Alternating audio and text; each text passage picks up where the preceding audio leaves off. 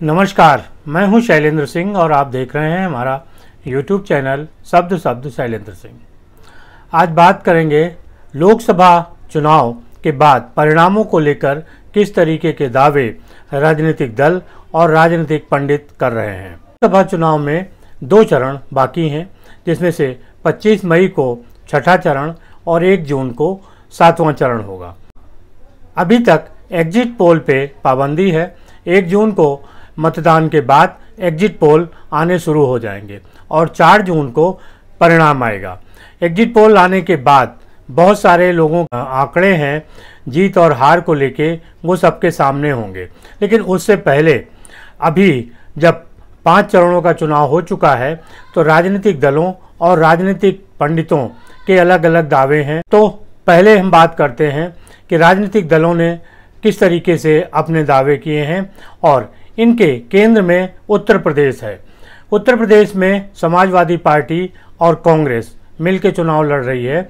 1 seat Trinamool Congress के पास है और उसके सामने भारतीय जनता पार्टी और उनका गठबंधन है। इस तरीके से देखें तो एनडीए और इंडिया दोनों का मुकाबला उत्तर प्रदेश में है।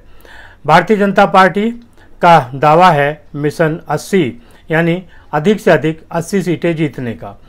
उसके जवाब में इंडिया गठबंधन में समाजवादी पार्टी ने दावा किया है, जो उनके अध्यक्ष हैं अखिलेश यादव, उनका कहना है कि वो 79 यानी 79 सीटें वो जीत रहे हैं और 1 सीट पर उनकी फाइट है।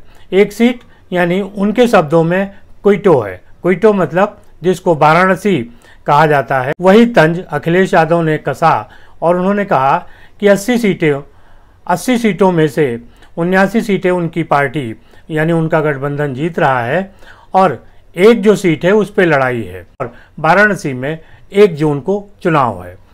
25 मई को और 1 जून को पूर्वांचल क्षेत्र है, वहाँ है। पूर्वांचल की जो 27 सीटें हैं उनमें से समाजवादी पार्टी के पास सिर्फ 1 सीट है और बाकी 6 सीटें यहाँ पे बहुजन समाज पार्टी को पिछले लोकसभा चुनाव में मिली थी और 20 सीटें भारतीय जनता पार्टी और उसके गठबंधन ने जीती थी। अखिलेश यादव के दावे की थोड़ी सी पड़ताल करते हैं। 2014 और 2019 यानी जो बीते 2 लोकसभा चुनाव हैं उसमें अखिलेश यादव की समाजवादी पार्टी को 5-5 सीटें मिली थी। 2014 समाजवादी पार्टी और लोकदल एक साथ चुनाव लड़े थे, उनको 5 सीटें मिली थी। 2019 में समाजवादी पार्टी और बहुजन समाज पार्टी मिलकर चुनाव लड़े थे, उसमें भी समाजवादी पार्टी के पास सीटें थी और उनमें से जो उपचुनाव हुआ तो 2 उपचुनाव हार गए। तो पिछले लोकसभा में समाजवादी पार्टी के पास सिर्फ 3 सीटें बची हैं, यानी 3 सीटों वाली समाजवादी पार्टी 80 सीटें जीतने का दावा कर रही है।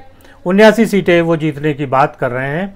और आम आदमी पार्टी के नेता केजरीवाल जब लखनऊ में प्रेस कॉन्फ्रेंस कर रहे थे तो उन्होंने कहा था कि इंडिया गठबंधन 80 की 80 सीटें जीतेगा, जबकि आम आदमी पार्टी का यहाँ से एक भी प्रत्याशी चुनाव नहीं लड़ रहा है।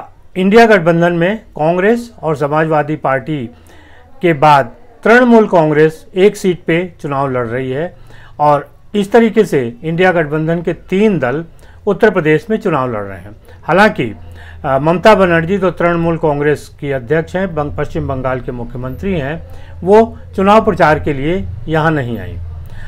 अखिलेश यादव और उनकी जो टीम है, उनके जो लोग हैं और समर्थक हैं, उनका कहना है कि जब भारतीय जनता पार्टी 80 सीटें जीतने का दावा कर सकती है तो समाजवादी पार्टी क्यों नहीं कर सकती।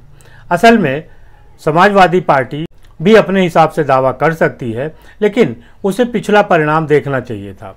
अगर भारतीय जनता पार्टी को देखें तो 2014 में 72 सीटें जीती थी 80 में से और 2019 में 64, तो उनका दावा थोड़ा सा पुख्ता माना जाता है। लेकिन 5 सीटें जीतने वाली समाजवादी पार्टी अगर 80 सीटें जीतने की बात करती है तो वो उतनी सही नहीं लगती है। किसी भी तरीके से ये तथ्यों पे आधारित बयान नहीं है। लेकिन अभी तक यानी 4 चरणों तक जो विरोधी दल है उसने किसी भी तरीके की सीटों को जीतने का दावा नहीं किया था। वो बार बार ये कह रहा था कि भारतीय जनता पार्टी को 370 प्लस और भारतीय जनता पार्टी गठबंधन को 400 प्लस सीटें वो जीतने नहीं देंगे। लेकिन जैसे जैसे चुनाव आगे बढ़ रहे, अब इंडिया गठबंधन ने कहना शुरू किया है कि भारतीय जनता पार्टी को 200 से कम सीटें मिलेंगी और अरविंद केजरीवाल ने कहा है कि 300 सीटों से ऊपर जीतकर इंडिया गठबंधन सरकार बनाने जा रहा है। दूसरी तरफ अब राजनीतिक विश्लेषकों की बात करते हैं तो उनमें से बहुत सारे लोगों ने अपने अपने आधार पर बात कहनी शुरू कर दी है। जैसे प्रशांत किशोर का कहना है कि भारतीय जनता पार्टी बहुमत के साथ सरकार बनाएगी। योगेंद्र यादव और दूसरे लोगों का कहना है कि भारतीय जनता पार्टी हार रही है और जैसा 2004 में हुआ था वैसा ही 2024 में होने वाला है। अब देखना ये है कि जो अलग अलग दावे हैं उनकी क्या स्थिति है।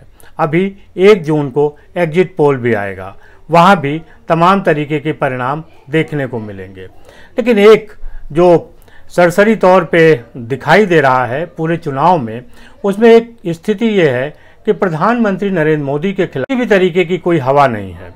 ये बात और है कि महंगाई, बेरोजगारी जैसे मुद्दे हैं, लोग लोकल जो सांसद हैं उनसे नाराज हैं। लेकिन इन सब के बावजूद लोगों का ये कहना है कि आखिर अगर नरेंद्र मोदी नहीं तो कौन, और महंगाई, बेरोजगारी क्या दूसरी पार्टियों के सामने नहीं थी। तीसरी बात, भारतीय जनता पार्टी और पूरे टीम ने जिस तरीके से अपना प्रचार किया है, जिस तरीके से उन्होंने मेहनत की है, वो एक अलग है और उसका भी अपना एक प्रभाव इस चुनाव पे दिखेगा। एक और बात है कि भारतीय जनता पार्टी ने जो लाभार्थी वर्ग तैयार किया है वो भारतीय जनता पार्टी के पक्ष में इस चुनाव में भी खड़ा दिख रहा है। ऐसे में भारतीय जनता पार्टी को बहुत बड़ा नुकसान होते नहीं दिख रहा है। अब ये 4 जून को पता चलेगा कि दरअसल मतदान के बाद मतगणना का रिजल्ट क्या आया है।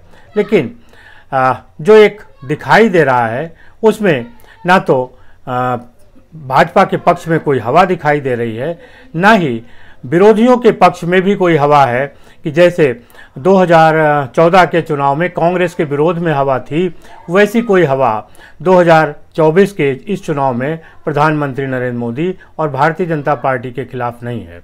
ऐसे में ये मान लेना कि भारतीय जनता पार्टी चुनाव हार रही है, इसका कोई कारण नहीं है। अब देखना है कि मतदान के बाद क्या स्थितियां होती हैं। आपको क्या लगता है और आप किस तरीके की संख्या बताना चाहते हैं, ज़रूर बताइएगा। शुक्रिया, धन्यवाद।